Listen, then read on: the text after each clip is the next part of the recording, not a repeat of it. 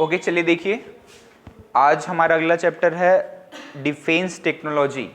Defence technology basically इस technology में आपको हमारे इंडिया में क्या क्या डेवलप्ड हो रहे हैं, जैसे कि मिसाइल्स हो गए, फाइटर जेट वगैरह हो गए, पनडुब्बी वगैरह हो गया, इनके बारे में स्टडी करना होता है।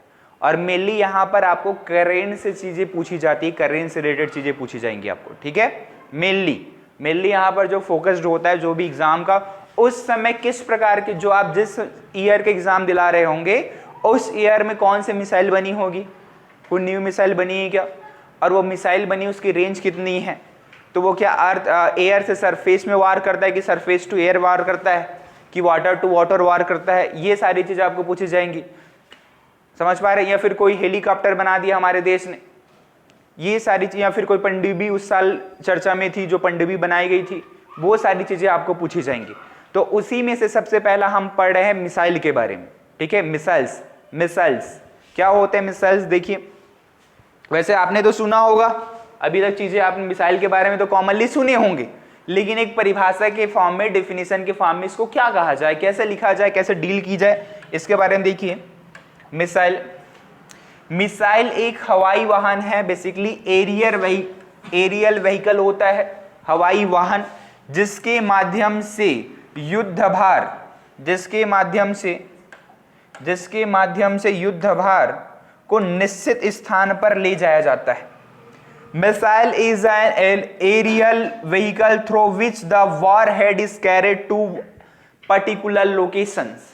कहने का मतलब ये हो जाएगा, जो मिसाइल होगा वो व्हीकल का काम करता है, व्हीकल, और व्हीकल कैसा वाला है, एरियल वाला व्हीकल है। एरियल व्हीकल होता है जो आपकी वारहेड का मतलब क्या हो जाएगा, जो भी आपके विस्फोटक पदार्थ है, जो भी एक्सप्लोजिव है, जो वहां पर जाकर फटने का काम करेगा, वहां पर तबाही मचाने का काम करेगा, वो कहलाता है वारहेड। समझ पा रहे हैं। जहां पर वो चीजें विस्फोटक पदार्थ बड़ी होती है वो कहलाता है, उसका वारहेड कहलाता है, वारहेड कहलाएगा जहां पर वो विस्फोटक पदार्थ भरा होता है। तो मिसाइल क्या काम करता है, वारहेड को एक लोकेशन से दूसरे लोकेशन लेके जाने का काम करता है। ये आपका बेसिक सा डेफिनेशन हो गया। मिसाइल एक हवाई वाहन है जिसके माध्यम से युद्ध भार मतलब warhead is carried to particular location, वही बात है, एक स्थान से दूसरे स्थान पर लेके जाया जाता है, इसको निश्चित स्थान पर लेकर जाया जाता है। अब जो आपका types of missile on the basis of path, पहला हम आधार देख रहे हैं यहां पर कि मिसाइल को हमने दो भाग में बांट रहे हैं, और किसके बेसिस पर, पाथ के बेसिस पर, उसके पथ के आधार पर इसको दो पार्ट में बांटा जा सकता है। एक होता है क्रूज मिसाइल, और दूसरा होता है बैलिस्टिक मिसाइल। पहला है क्रूज मिसाइल और दूसरा है बैलिस्टिक मिसाइल। पहला क्रूज मिसाइल है और दूसरा बैलिस्टिक मिसाइल। अब समझिए क्रूज मिसाइल्स क्या होते हैं। क्रूज मिसाइल वे मिसाइल जिनकी संपूर्ण उड़ान स्वप्रणोदित व निर्देशित हो, क्रूज मिसाइल्स कहलाती है। Missile was inter flight is self propellant and guided is called cruise missile. क्या बोला जा रहा है, स्वप्रणोदित का मतलब समझते हैं, इनको फ्यूल देने के बाद ये ऑटोमेटिक, आप ऐसा नहीं कि इसको हमको जलाना पड़ेगा, ये इसको हम फ्यूल देंगे तो भाई ये खुद ब खुद जलना चालू होगा, खुद ब खुद जलेगा। और खुद ब खुद जलेगा कैसे, अब देखिए ऐसा बिल्कुल भी बात नहीं है। स्वप्रणोदित का मतलब इसके हम कंट्रोल नहीं कर सकते, इसको कंट्रोल किया जा सकता है। जब हम इसकी स्पीड को कंट्रोल कम करना आपका प्रयास करेंगे तो वो फ्यूल कम जलेगा, खुद ब खुद कंट्रोल हो जाएगा, कम चलना चालू कर देगा। जब इसकी स्पीड को मैं ज्यादा कर दूंगा तो वो ज्यादा चलना चालू हो जाता है, ज्यादा जलना चालू हो जाएगा, ज्यादा बर्निंग प्रॉपर्टीज आ जाएंगी उसके फ्यूल में। ये समझ पा रहे हैं। और गाइडेड का मतलब क्या होता है, गाइडेड निर्देशित कहने का मतलब इसको अपन निर्देश दे सकते हैं।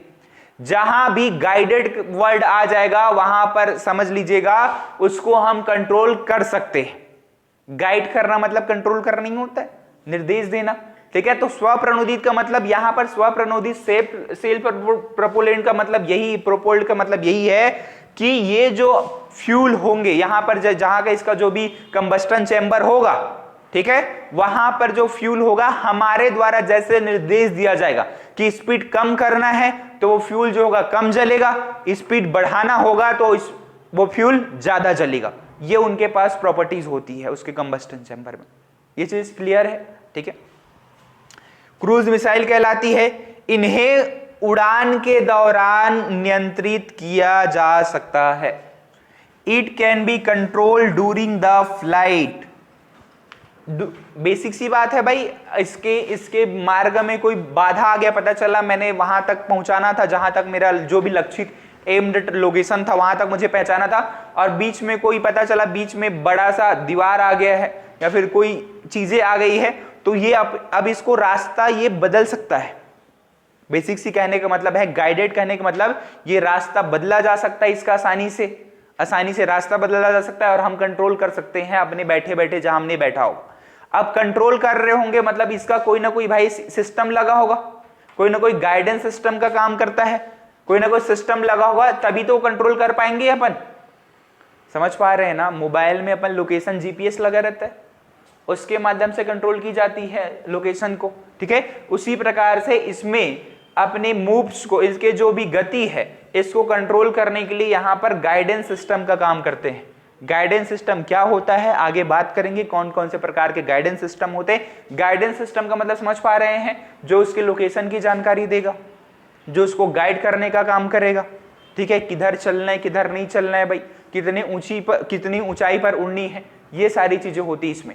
और क्रूज मिसाइल का बेसिक सा मतलब आप समझिएगा, क्रूज मिसाइल एक, आप सुने कभी जेट प्लेन के बारे में, जेट प्लेन्स, ठीक है, सुने ऐसा तो ये बेसिकली आपके जितने भी क्रूज मिसाइल होंगे ना, क्रूज मिसाइल, क्रूज सुने, क्रूज का मतलब क्या होता है, हाँ क्रूज शिप वगैरह होते हैं, ठीक है। छोटे से चीजों को क्रूज शिप कहा जाता है भाई, एक टारगेट जगह में जाकर रुकता है, चलता है, अपन कंट्रोल होता है। जैसे अभी बीच में चला था गंगा जो नदी है, ऐसा सुने कि नहीं सुने मुझे नहीं पता, जो हम अपन लोगों ने एक अभियान चलाया था नदी वे, जो हमारे वाटर वेव्स हैं, वाटर वेव 1, उसमें अपन लोगों ने गंगा, फिर वाराणसी वाले एरिया से फिर अपन बिहार गए, बिहार से फिर पश्चिम बंगाल होते हुए असम गए, असम गए, फिर असम बांग्लादेश गए, फिर असम गए, ऐसा असम में जाकर रुका था। उत्तर प्रदेश से जो क्रूज चला था हमारा, नहीं सुने तो चलो कोई दिक्कत की बात नहीं है, ठीक है। तो सुनिएगा, जो आपका इसको याद रखने का अच्छा तरीका ये है कि अपन लोग जो सुसाइडियल क्रूज प्लेन्स होते हैं, jet plane, sorry suicidal jet plane होते हैं, वो क्या करते हैं, जेट प्लेन जो होते हैं ना उसमें किसी व्यक्ति को बैठाया नहीं जाता। जो सुसाइडियल जो जेट प्लेन होंगे उसमें किसी व्यक्ति को बैठाया नहीं, बस एक प्लेन होगा, ठीक है। जेट प्लेन्स का मतलब समझते हैं, अरे जो आपके फाइटर प्लेन्स वगैरह होते हैं ना, वो जेट प्लेन्स ही कहलाते हैं। तो वो जो जेट प्लेन्स हो गए, उसी प्रकार से आप जेट प्लेन्स में हम किसी व्यक्ति को बैठाए नहीं है और उस पर अपन कंट्रोल कर रहे हैं, अपन जहां भी हमारा जो भी ऑफिस हो उस पर कंट्रोल किया जा रहा है। और ये जो सुसाइडियल जेट प्लेन्स होंगे क्या करेंगे, वहां जाकर उसको क्रैश लैंडिंग करवाना है, ठीक है। जैसे सुसाइडियल बम्बर्स होते हैं ना, बम्बर्स जो बम भाई अपने आप में पूरे बॉडी में बम लगा लेते हैं और जहां पर बोला जाता है वहां पर दबा लिया जाता है, ऐसा करके उसी प्रकार से सुसाइडियल जेट प्लेन्स होते हैं। जो जेट प्लेन्स होगा वो अपने टारगेटेड लोकेशन पर उसको भेज दिया जाता है और वहीं जाकर वो क्रैश लैंडिंग करेगा। सेम ये जो आपका मिसाइल होगा, कौन से प्रकार का क्रूज मिसाइल जो है, इसको भी टारगेट लोकेशन पर हम गाइड कर सकते हैं, आसानी से गाइड किया जाएगा। और उसमें जो इंजन यूज किया जाता है, जैसे जेट प्लेन्स में जेट इंजन यूज किया जाता है, उसी प्रकार से इन जो क्रूज मिसाइल है उसमें भी जेट इंजन का यूज किया जाता है, इसमें भी जेट इंजन का यूज किया जाता है। इसीलिए इसको हम ज्यादा ऊंचाई पर नहीं उड़ा सकते, क्योंकि इसके फ्यूल में बेसिकली फ्यूल का यूज किया जा रहा है, प्रोपोलेंट का यूज नहीं किया जा रहा है। मतलब इसको एटमॉस्फेयर से ऑक्सीजन की जरूरत पड़ेगी। फिर आप जैसे ही आप ट्रोपोस्फेयर के बारे में बात करते हैं, तो ट्रोपोस्फेयर में लगभग डेंसिटी ठीक ठाक है ऑक्सीजन नाइट्रोजन की। अरे क्षोभ मंडल में ऑक्सीजन नाइट्रोजन जो आपकी गैसों का डेंसिटी वो ठीक ठाक है, लेकिन जैसे ही मैं स्ट्रेटोस्फीयर जाता हूं वहां पर गैसों की जो डेंसिटी है, जो घनत्व, वो कम होने लगती है भाई। तो सीधी बात है ये, अगर हम इसको स्ट्रेटोस्फीयर में उड़ाए, समताप मंडल में उड़ाएंगे, तो भाई सीधी बात है कि हमको फ्यूल इसके इंजन में प्रोपेलेंट देना पड़ेगा, फ्यूल से काम नहीं चलेगा। तो लेकिन ऐसा बिल्कुल भी, ऐसा हमारा जो जेट इंजन होता है वहां पर केवल फ्यूल डाला जाता है, प्रोपेलेंट का यूज नहीं कर सकता अपन, वरना अपने को दूसरे इंजन बनाना पड़ेगा। तो यहां पर जो जेट इंजन में जैसे फ्यूल का, बस फ्यूल और प्रोपेलेंट में अंतर समझ चुके हैं ना अब तक। फ्यूल का मतलब फ्यूल ही ईंधन, और प्रोपेलेंट का मतलब फ्यूल प्लस ऑक्सीडाइजर। ठीक है चीजें। अब मैं अगर इसको समताप मंडल में उड़ाऊं, जहां पर चीजें नहीं है ऑक्सीजन, जहां पर अच्छी से ऑक्सीजन नहीं मिल पा रहा है, तो सीधी बात है इसको ऊर्जा नहीं मिल पाएगी। तो ये काम कैसे करेगा? इसलिए इसको ज्यादा ऊंचाई पर नहीं उड़ाते हैं। ठीक है। और इसमें कौन से इंजन का यूज किया जाएगा? जेट इंजन का यूज किया जाता है। इसका पता लगाना मुश्किल होता है भाई। This are very difficult to detect. क्या होता है इसके, हम उन्हीं चीजों का पता लगाया जा सकता है जिसका डायरेक्शन पता हो। पता होगी भाई इस डायरेक्शन से आने वाला है, या फिर इस डायरेक्शन से आने वाला है, या फिर इस डायरेक्शन से आने वाला है, तो उसको हम डिटेक्ट कर सकते हैं। तभी वो रूट खोजेंगे कि हाँ इस पे है क्या, इस पे है, ऐसा करके। और जिसका कुछ रूट ही नहीं पता हो पहले से हमको, ठीक है, जिन्हों अपना बार बार रूट बदलता हो, उसको अपन डिटेक्ट कर सकते हैं क्या? नहीं कर सकते। कर सकते हैं, लेकिन अपने को हाई टेक उस प्रकार की टेक्नोलॉजी भी चाहिए। ठीक है। तो इसलिए इसको आसानी से डिटेक्ट नहीं किया जा सकता। जैसे पता चला आप ऑफिस यहां से कोचिंग से निकले, उसके बाद आप बाहर गए, तो बाहर में कोई भी ऐसे शराबी दारू पीने वाला जो व्यक्ति था, उसने आपको गाली गलौज दे दिया भाई। फिर आप, ठीक है, उसके बाद आपसे थोड़ी बातचीत हो गई, उसकी बातचीत हो गई, ठीक है। उसके बाद बोला, आप बोले कल देखता हूं आपको ऐसा करके, ठीक है। तो बोला ठीक है देख लेना, ऐसा करके तड़ अपना बोल रहा है, ठीक है। अब उस व्यक्ति को तो ना आप जानते हैं, ना पहचानते, ना उसका नाम पता है, ना गांव पता है, वो आज यहाँ है, कल दूसरे शहर में हो जाएगा, दूसरे राज्य में हो जाएगा। तो उसको पता लगाना आपके लिए आसान है क्या? नहीं होगा। उसी प्रकार इसको पता लगाना आसान नहीं है। ठीक है, ओके। इसमें जेट इंजन का प्रयोग किया जाता है। इसका वर्गीकरण सामान्यतः गति के आधार पर किया जाता है, क्योंकि हाइट के आधार पर तो अपन नहीं कर सकते। ठीक है। तो इसका जो क्लासिफिकेशन होगा किसके बेसिस पर किया जाएगा? स्पीड, गति के आधार पर किया जाता है, गति। और इसके उदाहरण हैं ब्रह्मोस मिसाइल। ब्रह्मोस मिसाइल जो होते हैं इसके उदाहरण होते हैं भाई ब्रह्मोस मिसाइल, सुने होंगे कभी। ठीक है, ये आपका देख पा रहे हैं ब्रह्मोस मिसाइल, ये ब्रह्मोस मिसाइल होता है। देखिए ये जो शुरू वाला पार्ट होता है ना, ये जो सबसे शुरू वाला पार्ट होता है, इसमें लगा होता है गाइडेंस सिस्टम। यहां सबसे शुरू वाले पार्ट में लगता है गाइडेंस सिस्टम लगा रहेगा। गाइडेंस सिस्टम जो इसको क्या करेगा? गाइड करने का काम करता है जी। अलग अलग प्रकार के इंफ्रारेड कैमरे लगे होंगे, नाइट्रोजन कैमरे लगे होंगे, ठीक है, साउंड सेंसर लगे होंगे, रडार लगा होगा, सोनार लगा होगा, ये सारी चीज इसमें लगे होते हैं गाइडेंस सिस्टम। ओके। उसके बाद दूसरा, इसका जो दूसरा पोर्शन होता है इसका, यहां पे ये होता है वारहेड।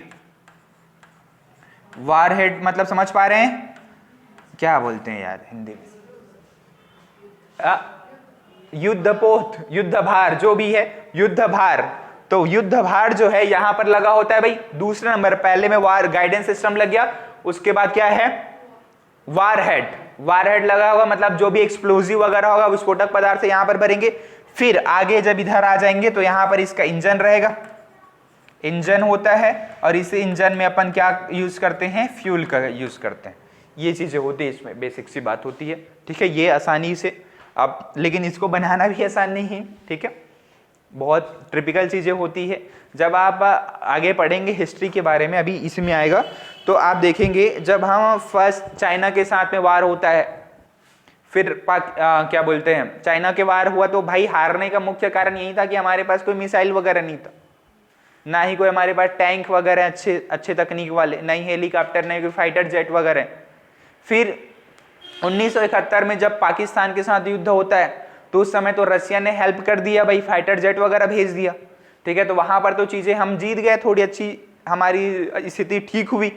ठीक है, तो यही सब चीजों का एनालाइज करते हुए अब्दुल कलाम ने कहा कि भाई हमारे देश को, अगर हमारे देश को ऐसे लगातार युद्ध में शामिल नहीं होना है, हम अपनी स्थिति को अब सुदृढ़ करना चाहे ताकि कोई दूसरा देश हम पर हमला बोलने से भी पहले 10 बार सोचे, तो इसी मामले में आगे चलकर देखेंगे कि अब्दुल कलाम द्वारा जी के द्वारा ही चालू किया गया था मिसाइल प्रोग्राम, ठीक है, आगे आएंगे चीजें, उन्हीं के द्वारा ये सारी मिसाइल बनाई गई है, मतलब उन्होंने चालू कराई थी, उन्हीं के द्वारा नहीं, ये कहना गलत होगा, ठीक है। तो ब्रह्मोस मिसाइल ये देख पा रहे हैं, ठीक है। सबसे पहले इसमें क्या होता है, गाइडेंस सिस्टम वगैरह होते हैं, जो आपके क्रूज मिसाइल की बात कर रहे हो उसमें सबसे पहला गाइडेंस सिस्टम होगा, फिर वारहेड होगा, फिर फ्यूल वाला आपका इंजन रहता है। अभी तक हमने क्या देखा है, क्रूज मिसाइल के बारे में पढ़ रहे हैं, ठीक है, क्रूज मिसाइल के बारे में पढ़ रहे हैं। क्रूज मिसाइल जो होगा आपको पता है, इसको ये सेल्फ प्रोपेल्ड होगा, सेल्फ प्रोपेल्ड होंगे, और ये क्या होंगे भाई, गाइडेड होंगे, चीजें हैं, ठीक है। उसके बाद हमने पढ़ा इसको अपन लोग उड़ान के द्वारा नियंत्रित कर सकते हैं, जब ये जिसको फ्लाई कर रहा होगा तब इसको कंट्रोल किया जा सकता है, और इसमें गाइडेंस सिस्टम का यूज किया जाता है, और यही जो गाइडेंस सिस्टम होगा इसको गति के अनुरूप अपने को चलाते रहते हैं, इसको किधर मोशन करवाना है, गाइडेंस सिस्टम को किधर मोशन करवाना है, क्या बीच में कुछ आ गया क्या, ऐसा करके सारी चीजें ये चलती रहती है।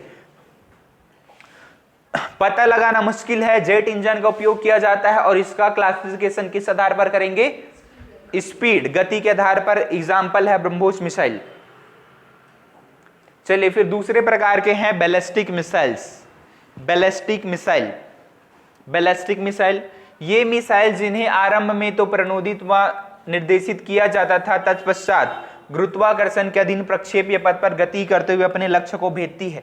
Such missile which is intensely propelled and guided then the follow projectile project path under gravity and hits it target. क्या बोला जा रहा है, शुरू में कैसे, शुरू में जी देखिए, ये जब मुझे पहले तो मुझे एक टारगेट चूज करना पड़ेगा कि कहां तक भेजना है। पता चला मेरा जो टारगेट है वो भाई है इधर 200 किलोमीटर की दूरी पर है, 200 किलोमीटर की दूरी पर है मेरा टारगेट, जहां पर मैंने चूज किया है, ठीक है, 200 किलोमीटर की दूरी। तो उस आधार पर जो मेरा मिसाइल होगा उसको मैं एंगल दूंगा, उस आधार पर मैं एंगल दूंगा कि कितनी ऊंचाई तक जाके वो 200 किलोमीटर को कवर करेगा।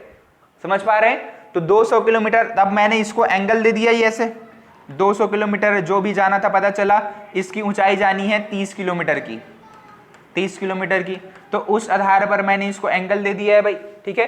अब एंगल दे दिया 30 किलोमीटर का, और उसी आधार पर जितनी ऊंचाई पर जाना है उसी आधार पर मैं इसमें भरूंगा प्रोपेलेंट, फ्यूल प्रणोदक का यूज करूंगा। और इसमें अपन लोग यूज करते, वहां पर आपने क्रूज मिसाइल में किसका यूज किया था, जेट इंजन का यूज किया था, ठीक है, लेकिन यहां पर अपन लोग रॉकेट इंजन का यूज करते हैं, रॉकेट इंजन का यूज करते हैं। अब रॉकेट इंजन का यूज करने का कारण यही होगा क्योंकि इसको एटमॉस्फेयर के बाहर भी उड़ना पड़ता है भाई, ठीक है। आपका जो ट्रोपोस्फीयर है वो ज्यादा 18-20 किलोमीटर तक है, उसके बाद स्ट्रेटोस्फीयर आ गया, फिर उसके बाद तो वहां पर तो ऑक्सीजन की कमी हो जाएगी ना, तो ऐसे में इसको फ्यूल नहीं मिल पाएगा, तो इसलिए ट्रोपोस्फीयर, उसके आगे चलने के लिए स्ट्रेटोस्फीयर या फिर समताप मंडल या फिर मध्य मंडल की ऊंचाई तक प्रवेश कराने के लिए इसको प्रोपेलेंट दिया जाता है, प्रोपेलेंट। और इसमें अब यहां पर जैसे, तो शुरू में मैं इसको टारगेट एरिया दे, जहां पे मुझे जिस टारगेट में जाना है उसके अकॉर्डिंग इसको मैं एंगल दूंगा, और एंगल देने के बाद मैं उसको क्या कर देता हूं, लॉन्च कर दूंगा, सीधी बात, लॉन्च कर दूंगा, ठीक है। अब लॉन्च करूंगा, ये लॉन्च करूंगा ये पर जहां तक इसका प्रोपेलेंट काम करेगा, जैसे अपन लोग रॉकेट में पढ़ के आए थे ना जी, फर्स्ट स्टेज होता है, फिर सेकंड स्टेज होगा, फिर थर्ड स्टेज के जो प्रोपेलेंट होंगे वो चलेंगे, उसके बाद ये चीजें हो जाएंगी, जो भी यहां पर प्रोपेलेंट वाली चीजें थी वो अलग हो जाएंगी। अब अलग होने के बाद इसके पास कोई फ्यूल है क्या, नहीं है प्रोपेलेंट, तो अब ये किसके आधार पर गति करेगा, ये आधार गति करेगा ग्रेविटी के आधार पर, गुरुत्वाकर्षण। गुरुत्वाकर्षण जो होगा इसको अपनी ओर खींचने का काम करेगा, तो इसी गुरुत्वाकर्षण आपके ग्रेविटी के अकॉर्डिंग काम करता है। पहले हम इसको डायरेक्शन दे देंगे भाई, पहले गाइडेड किया जाएगा, ठीक है, अपने अकॉर्डिंग कि हाँ इसको यहां तक भेजना है भाई। हम उसके बाद लॉन्च करने के बाद जहां तक इसका प्रोपेलेंट होगा उसमें भी हम लोग थोड़ा गाइड कर सकते हैं, प्रोपेलेंट यहां तक चलाना है, यहां तक थोड़ा और स्पीड करना है, यहां तक कम स्पीड करना है, इसको भी गाइड। लेकिन जैसे ही प्रोपेलेंट खत्म हो गया उसके बाद ये किसके अकॉर्डिंग गति करने लगता है, ग्रेविटी। और ग्रेविटी, आपने प्रोजेक्टाइल मोशन सुना होगा भाई, प्रोजेक्टाइल मोशन क्या होता है, प्रोजेक्टाइल मोशन जिसमें कोई भी जो ऑब्जेक्ट होता है वो ग्रेविटी के अकॉर्डिंग फ्लाई करता है। ठीक है, जैसे आप टेनिस गेंद फेंकते हैं कैच लेने के लिए दूसरे व्यक्ति के पास में, ठीक है, ऐसे बाल फेंका आपके द्वारा कोई गेंद वगैरह फेंक दिया जाए, तो आप जब गेंद फेंकेंगे तो वो ऐसा तो नहीं कि ऊपर फेंक दिया तो ऊपर ही रहेगा, वो कुछ समय तक एकदम मैक्सिमम हाइट तक जाएगा, उसके बाद मैक्सिमम हाइट के बाद वो नीचे आने का काम करता है, ये करता है ना जी। अरे जैसे मैं यहां पर खड़ा था और यहां से मेरा दोस्त खड़ा है यहां पर, ठीक है, यहां पर खड़ा हुआ है, तो मैंने क्या किया, यहां से गेंद उछाला और मैंने फेंक दी ऐसे ऐसे, तो कोई निश्चित हाइट तक वो सबसे ऊपर जाएगी, उसके बाद से वो कैसे करेगी, ऐसे नीचे आने का काम करती है, ऐसे नीचे आने का काम करती। तो ये जो मोशन होता है ना, ये जो गति होगी, कैसी गति, जब वो जो होगा ग्रेविटी के अकॉर्डिंग फ्लाई करती है भाई, ये जो मोशन होगी यही कहलाती है प्रोजेक्टाइल मोशन, प्रक्षेप्य गति कहलाती है, प्रक्षेप्य गति। ठीक है, प्रक्षेप्य गति प्रोजेक्टाइल मोशन कहलाती है। ठीक है, तो इनकी जो गति होती है आपके किसकी, बैलिस्टिक मिसाइल की, पहले तो अपन इसको गाइड कर सकते हैं आसानी से, ठीक है, लेकिन जब लॉन्च हो जाए और लॉन्च होने के बाद इसमें, जैसे वहां पर हम जेट इंजन का प्रयोग करते थे, तो जेट इंजन में अलग चीजें थी वहां पर, ठीक है, लेकिन यहां पर जो है यहां पर अपन बेसिकली रॉकेट इंजन का प्रयोग कर रहे हैं, और रॉकेट इंजन प्रयोग करेंगे तो रॉकेट इंजन में 3 स्टेज का यूज करते हैं अपन, first stage, second stage, third stage. उसके बाद थर्ड स्टेज के बाद इसका प्रोपेलेंट समाप्त हो गया है, फ्यूल समाप्त हो गया, तब उस किसके अकॉर्डिंग गति करेगा, फिर गुरुत्वाकर्षण, ग्रेविटी के अकॉर्डिंग गति करता है, मोशन करता है जी। ठीक है, यहां तक चीजें क्लियर है। प्रक्षेपण के बाद इसको नियंत्रित नहीं किया जा सकता, it can't be control after launch, बोला जा रहा है वही चीजें हैं। ठीक है, इसको अपन लोग लॉन्च के बाद, अपन लोग क्रूज मिसाइल को तो कंट्रोल कर सकते थे, ठीक है, लेकिन इसको लॉन्च करने के बाद कंट्रोल नहीं कर सकते। या गुरुत्वाकर्षण बल के अधीन गति करता है, इसका पता लगाना आसान है, सीधी बात है, पता है इस डायरेक्शन से ही आएगा, इतनी दूरी पर है, मतलब ये पता रहेगा कितने हाइट पर जाएगा, कितनी स्पीड से हार होगा, सारी चीजें पता रहेगी, तो इसका पता लगाना आसान है। इसमें रॉकेट इंजन का प्रयोग किया जाता है, इसमें रॉकेट इंजन का प्रयोग किया जाता है, और इसका वर्गीकरण रेंज के आधार पर, परास के आधार पर किया जाता है भाई। वहां पर हमने स्पीड के आधार पर देखा था, क्रूज मिसाइल कितना स्पीड से चल रहा है, और यहां पर जो यहां का बेसिस होगा क्लासिफिकेशन का, वो होगा परास के आधार पर, परास रेंज कितने किलोमीटर तक जाएगा, वो 200 जाएगा, 500 जाएगा कि 1000 जाएगा, उसके आधार पर। इसके उदाहरण है अग्नि सीरीज के जो मिसाइल्स वगैरह हैं, वो इसके उदाहरण है भाई। ठीक है, ये आपने समझा है। तो अभी देखिए, जब अगर मुझे अभी मैंने पढ़ा है क्रूज मिसाइल बनाना होता, क्रूज मिसाइल, तो क्रूज मिसाइल में क्या होता था, क्रूज मिसाइल में सबसे पहले वॉरहेड रखता था, ठीक है, वॉरहेड रखा, या गाइडेंस सिस्टम रखा, जीएस गाइडेंस सिस्टम रखा, उसके बाद मैंने क्या रखा, वॉरहेड रखा है, ठीक है, उसके बाद क्या रखा मैंने, उसका इंजन, ठीक है, ये चीजें होती थी। लेकिन आपको यहां पर गाइडेंस सिस्टम की जरूरत पड़ेगी क्या, नहीं पड़ेगी, तो यहां पर सबसे पहले में ही वॉरहेड रखा जाता है, वॉरहेड रखा जाएगा।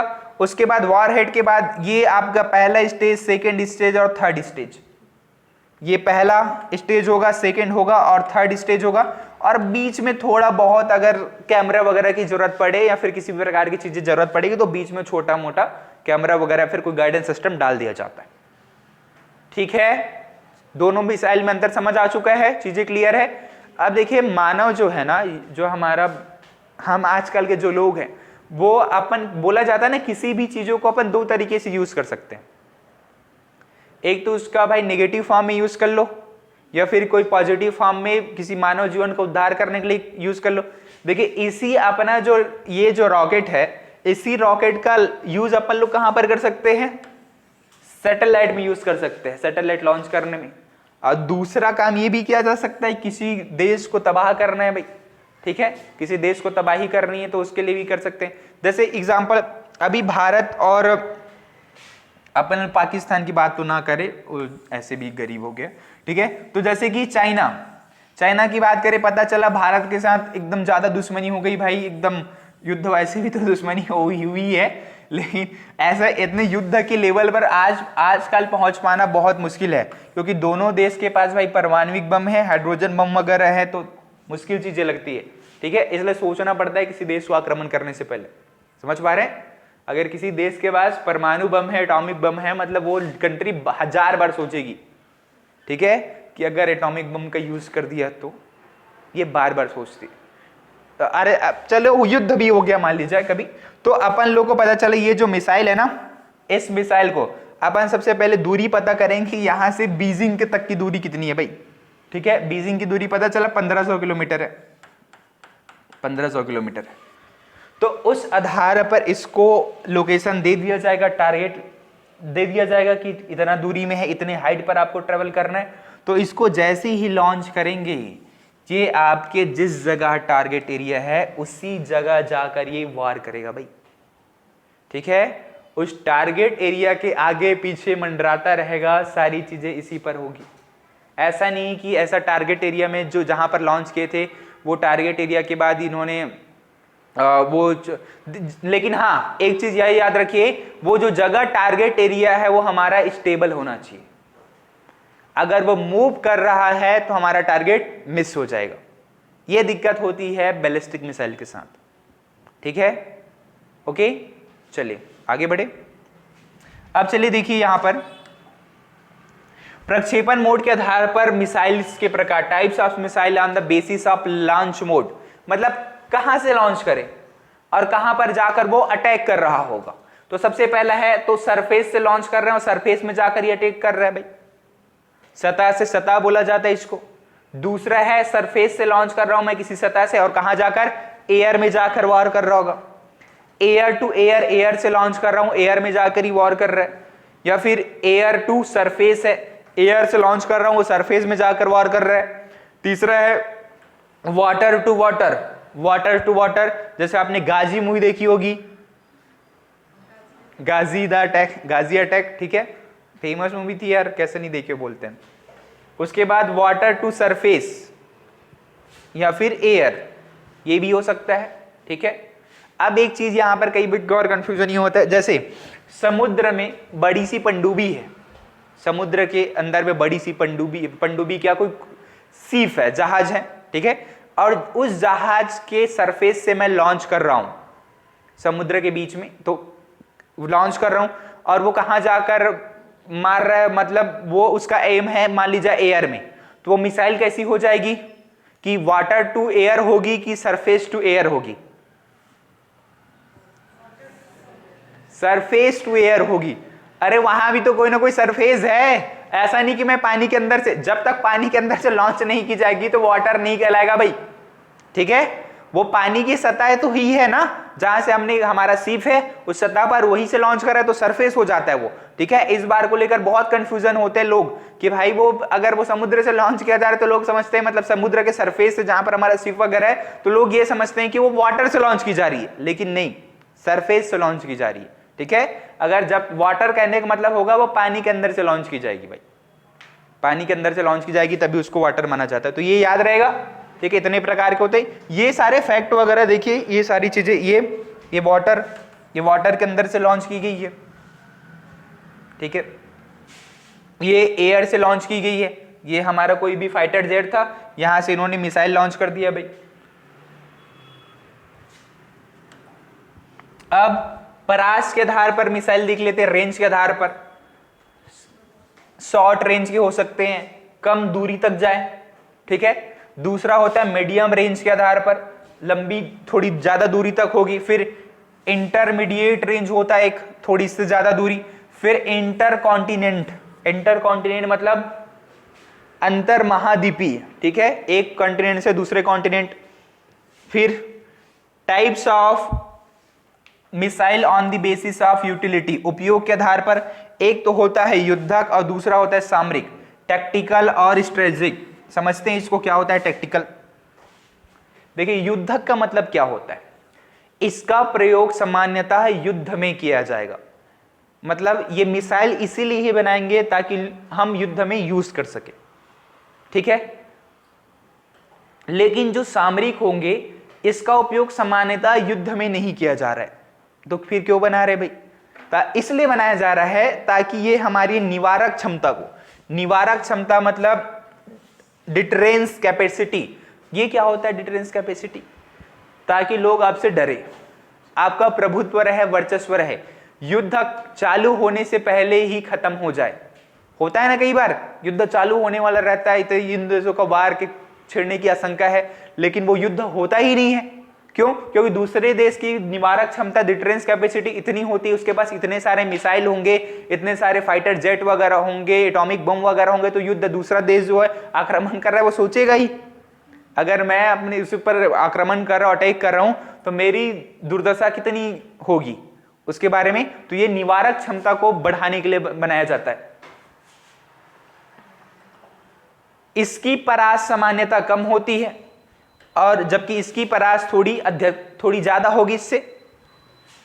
और इसमें मुख्यतः अपन लोग परंपरागत हथियारों का, जो हमारे जो ट्रेडिशनल जो वेपन्स हैं, ट्रेडिशनल या फिर कन्वेंशनल जो वेपन्स होते हैं, वार हेड होते हैं, उसी का यूज करते हैं। ट्रेडिशनल का मतलब समझ पा रहे ना, जो पहले से आ रही चली आ रही परंपरा है, विस्फोटक पदार्थ जो हम बहुत पहले से यूज करते हैं, उसी का यूज किया जाता है इसमें, ठीक है। जबकि इसमें अपन लोग परंपरागत हथियारों के साथ साथ में गैर परंपरागत हथियार, ठीक है, जो आपके नॉन कन्वेंशियल है और कन्वेंशियल दोनों का यूज करते हैं। कन्वेंशियल का मतलब जो हमारे पहले से चले आ रहे रसायन है उसी का यूज करेंगे। दूसरा, अभी आप देखते होंगे केमिकल अटैक्स वगैरह होते हैं, ठीक है, या फिर बायोलॉजिकल वार होते हैं, तो उन सब का भी इसमें यूज किया जा सकता है, जो आपके सामरिक है उसमें। और ये केवल लोगों को दिखाने के लिए बनाते हैं, ठीक है। इसके उदाहरण ब्रह्मोस, पृथ्वी वगैरह हैं। और इसके एग्जाम्पल आपके अग्नि सीरीज के जो मिसाइल हैं वो हैं भाई, अग्नि सीरीज के मिसाइल, ये सारी चीजें। अरे लोगों को दिखाना भी तो पड़ेगा। हम अपन लोग मिसाइल इसलिए बना रहे हैं ताकि टेस्टिंग करें, और टेस्टिंग करके दिखाए कि हमने भाई सरफेस टू एयर वाला बना दिया, एयर टू एयर बना दिया, वाटर टू एयर बना दिया, तो लोगों को पता चले कि भाई इंडिया जो है डिफेंस, जो इंडिया की डिफेंस टेक्नोलॉजी है वो मजबूत है। समझ पा रहे हैं? मतलब कोई भी छोटा देश, जैसे छोटा देश मतलब पाकिस्तान जैसा देश, वो कई वार करने के हम पर, हमारे पर अटैक करने से पहले कई बार सोचेगा, हजारों बार सोचेगा। समझ पा रहे हैं? ठीक है। तो इसलिए हम उन लोगों को डराने, ताकि युद्ध होने से पहले ही चीजें खत्म हो जाए, सॉल्व हो जाए। क्योंकि युद्ध होने पर किसी भी देश की इकॉनमी खराब हो जाती है, डैमेज हो जाती है, क्योंकि हमारा सारा पैसा उस सैनिकों को राशन पहुंचाने में, वहां के फ्यूल प्रोपोलेंट पहुंचाने में, जो भी चीजें हमारा इक्विपमेंट वगैरह है उसमें सारे के पैसे जाते हैं, आधे से ज्यादा पैसे उसी में चले जाते हैं। तो ऐसे में कोई भी जो विकासशील देश है, भारत जैसा विकासशील देश, आज के जमाने में कोई भी युद्ध या भी कोई भी वार अफोर्ड नहीं कर सकता। समझ पा रहे हो? पाकिस्तान तो कर ही नहीं सकता है, और चाइना की कैपेसिटी है कि वो अफोर्ड कर सकता है भाई, इसलिए बार बार उंगली करता रहता है वो। ठीक है, ओके, ये चीजें क्लियर है दोनों में, सामरिक और युद्धक में। ठीक है, युद्धक क्यों बना रहे अपन, और सामरिक? अच्छा, चलिए, अब लिखा है गति के आधार पर मिसाइल के प्रकार, types of missile on the basis of speed. ठीक है, अब कौन से मिसाइल को, ब्रह्मोस मिसाइल को बांटे थे क्या, कि अपन क्रूज मिसाइल को बांटे थे इसके आधार पर? क्रूज मिसाइल को। ठीक है, अब यहां पर लिखा हुआ है सबसोनिक, सुपरसोनिक और हाइपरसोनिक, 3 टर्म है। तो सोनिक, जहां भी सोनिक वर्ड आ जाए वो संबंधित होता है साउंड से, स्पीड, जो साउंड की स्पीड होती है उसको सोनिक कहा जाता है। और कितनी होती है स्पीड? 300,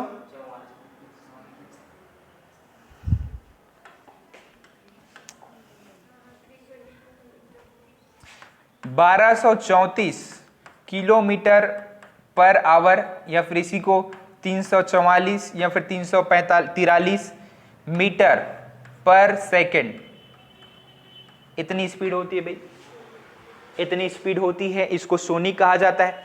अब जहां भी सब वर्ड आ जाए, जहां भी सब वर्ड आता है, थोड़ा लोअर वाली चीजें होती है, निचला पद होता है, निचला क्रम होता है, जैसे इंस्पेक्टर के नीचे सब इंस्पेक्टर होता है। समझ पा रहे हैं? डीएम के नीचे में एसडीएम होता है भाई, सब डिविजनल मजिस्ट्रेट बोला जाता है उसको। तो उसी प्रकार से सब सोनिक कहने का मतलब होगा इसकी जो स्पीड होगी वो ध्वनि की स्पीड से कम होगी, ठीक है। उसके बाद है सुपरसोनिक। सुपर मतलब सुपर से ऊपर बोला जाता है ना, ठीक है। तो ये जो होगा वो ध्वनि की स्पीड से ज्यादा होगी स्पीड, और हाइपरसोनिक तो इससे भी ज्यादा होगी, ठीक है। तो ये तीनों चीजें समझ आएंगी, सबसोनिक, सुपरसोनिक और हाइपरसोनिक।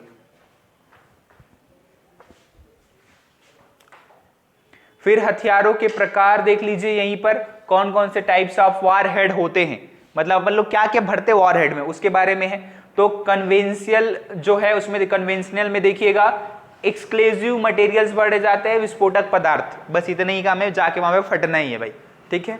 वो जैसे कपिल शर्मा का शो होता है याद आ जाता है मुझे, कहाँ पे फटो पूछ के बटा। अरे वो जब पूछा जाता है ना कि जो गुलाटी है उनसे पूछा जाता है कि भाई बम फट गया था ऐसा करके, ठीक है। बम नहीं सुने ऐसा, हाँ कपिल शर्मा शो में, तो वो पूछ कैसे फटा बम ऐसा करके, तो फिर वो बताता है कि सबसे पहले बम को मैंने देखा, फिर बम ने मुझको देखा ऐसा करके फिर उसके बाद उन्होंने पूछा कि कहाँ पे फटूं, कि अब कितनी देर में फटना है ऐसा करके, वो सारी चीज, ठीक है। तो उसी प्रकार, तो इसमें देखिएगा नॉन कन्वेंशनल में यूज करते हैं अपन लोग न्यूक्लियर वेपन्स का यूज कर सकते हैं, न्यूक्लियर्स वेपन का यूज कर सकते हैं, या फिर बायोलॉजिकल केमिकल्स का यूज कर सकते हैं, या फिर अपन जो नॉर्मल केमिकल होते हैं उसका भी यूज कर सकते हैं, ठीक है।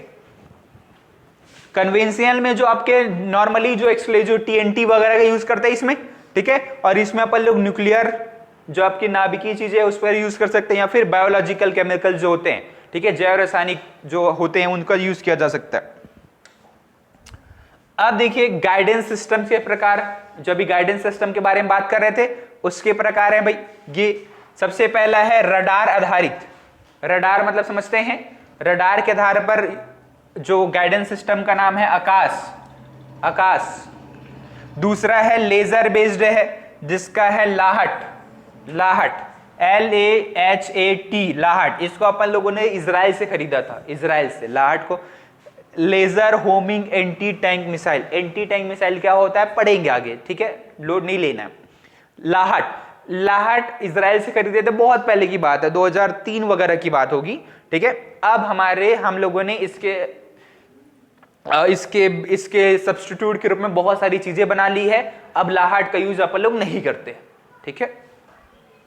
फिर है हीट या फिर इंफ्रारेड आधारित, इंफ्रारेड बेस्ड आपका नाग है, यही नाग बना ली, इसको लाहट का यूज नहीं करते अपन लोग, लाहट की जगह नाग का यूज करते हैं, नाग का यूज किया जाता है भाई लाहट की जगह। नाग एंटी टैंक गाइडेड मिसाइल है, ये भी नाग जो है, आगे पढ़ेंगे सारी चीजें आएंगी इसके बारे में, ठीक है। उसके बाद है जीपी। आप इंफ्रारेड का मतलब समझ पा रहे हैं ना जी?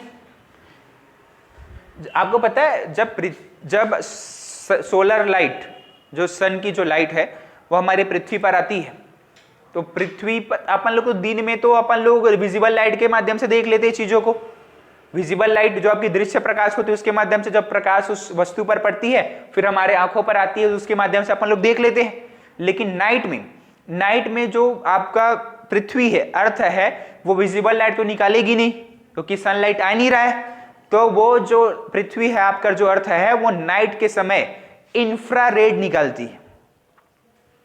नाइट के समय वो अवरक्त प्रकाश निकालती है, इंफ्रारेड अवरक्त प्रकाश निकालेगी, और अवरक्त प्रकाश के माध्यम से हमको उसी प्रकार से इंफ्रारेड कैमरे चाहिए, जो नाइट्रोजन कैमरे आते हैं भाई, और उसी नाइट्रोजन कैमरे के माध्यम से वो नाइट्रोजन कैमरे जो भी इंफ्रारेड होगा वो उस वस्तु पर जाकर टकराकर उस कैमरे पर टकराएगा, उस वस्तु पर टकरा के आकर उस कैमरे पर टकराएगा। तो उस पर आप देखे होंगे, जैसे उरी मूवी आपने देखा होगा, सर्जिकल स्ट्राइक वगैरह, ठीक है, तो उसमें देखे होंगे आदमी और नीले दिखते हैं, सॉरी हरे दिखते हैं, हरे वो भी थर्मल, और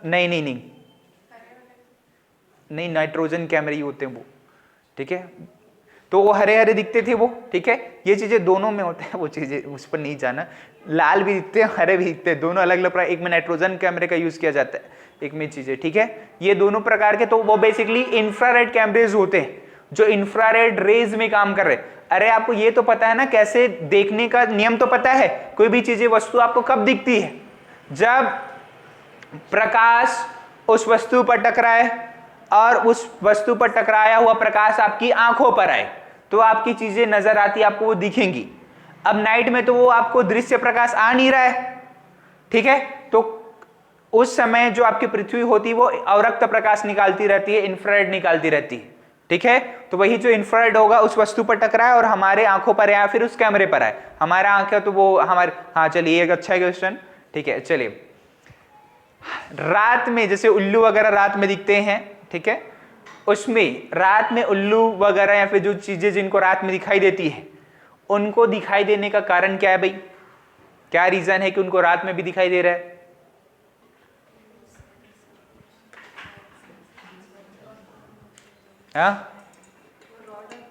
हाँ जी वही है, रॉड सेल, उनके बॉडी में बेसिकली रॉड सेल ज्यादा पाया जाता है, मतलब आंखों में।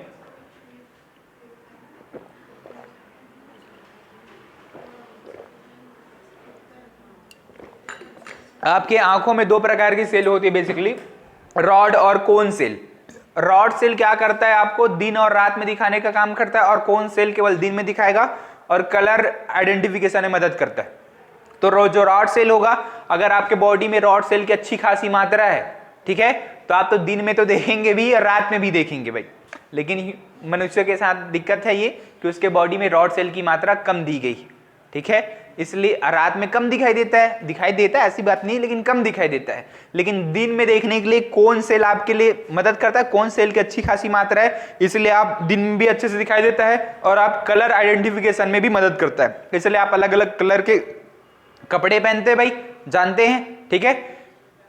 जो आपके जानवर है जो चार पाए वगैरह होते हैं उनमें कोन सेल नहीं पाया जाता है, कोन सेल की कमी होती है, इसलिए उनको जो सारी चीजें होती है ब्लैक एंड व्हाइट नजर आती है, ब्लैक एंड व्हाइट, उसको घास हरी नहीं दिखती है भाई, ठीक है, वो घास को सेल्यूलोज की मदद से पहचानता है।